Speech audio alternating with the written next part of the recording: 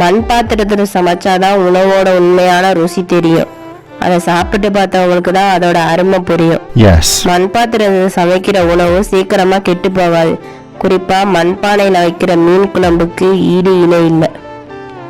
இன்றைய நவீன வாழ்க்கையில சமைக்கிறதுக்கு ஒரு பாத்திரம், சூடா பரிமாறுறதுக்கு ஒரு ஹாட் பாக்ஸ், உணவு கெட்டு போகாம இருக்கிறதுக்கு ஃப்ரிட்ஜ்னு தனித்தனி பொருள் பயன்படுத்துறோம்.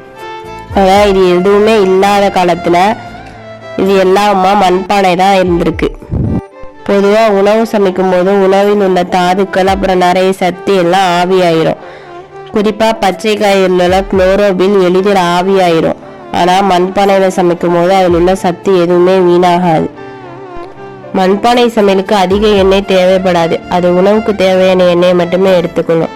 இது உடல் ஆரோக்கியத்திற்கு நல்லது. நீங்களும் மண்பானையில சமைச்சு சாப்பிட்டு உங்களோட ஆரோக்கியத்தை மேம்படுத்திக்கோங்க. Goodbye.